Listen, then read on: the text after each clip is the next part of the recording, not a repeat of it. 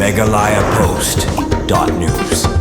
Kariboy Archery Association RBAA kung kawin kikinhun badang mit mai Hariboy District bat kabalapan so bat Meghalaya Archery Association kalaray ban lichimenta ha Meghalaya State Archery Championship arajar apun rio kani Meghalaya State Archery Championship kanlong nadu kashpoterik noilar hadu kakhatsaw terik noilar arajar apun rio ha madan jongkasai hanong ba shilong ha crunch club thai khobor President Kariboy Archery Association uba sumar langswer ulong baka jingshim rai ka association ban pha ikikna ban shimenta ha kate kelimpung kade bakikwa bakikna Hariboyru kini olat bansai la kisap ki phong hakini ga jajing ni lekai ulaya thuru bakidon hadu kat prangut kirang bat ki theiset khnam ki ban le yishimta hakati kelimpung bakan thum nadu ki junior ba senior category kini kirang bat ki theiset khnam Hariboy keliyo ru ga jinghi kai ka bakar pang haslong leng ba ga jingrap ka Meghalaya Archery Association ong ba swer bat banrap ru banagalyang ka association ru kala anjing kai leng ba ki coach hamadan mautunum shuwa bakin le yishimta hakati kelimpung Shushu ula ongru baka association ka kami lenti baka ni ka kanhun kanyora ay kaganam ko buram nagatay kalimpung bat ka ay ko blayru na duki coach kimi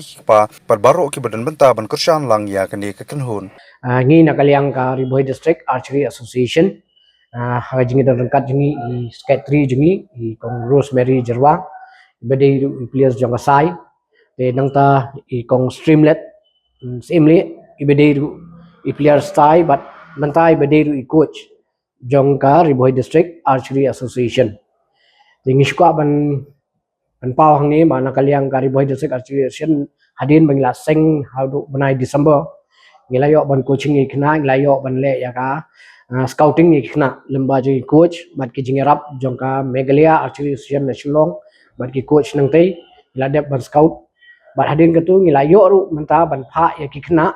khat prangut shalong habai dei bat kakam kabadang yat menta hapo selong kum gadak kacing penkre ya ka Meghalaya Archery Championship kabanlong daru sputrik hadu khatsau trik August de nakaliang ka association ka dap na jingkemen bat ngidan ka jingkemi lentiru baki kena jungi kini ki bangin pha mata khat prangun kenonra ya ka nam bat burom na banta Hariboy District haki category ba fair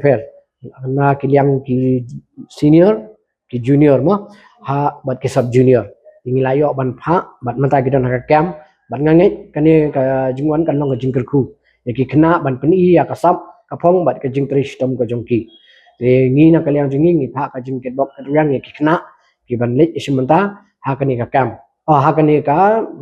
Meghalaya Archery Championship ka ban long na du spotrik hadu khatsau trik August apo sai ni kwaro ban ya thu ba kani Hariboy District Archery Association niladep ru ban affiliate bat ka Meghalaya Archery Association te nidap ka jingkemen ba ka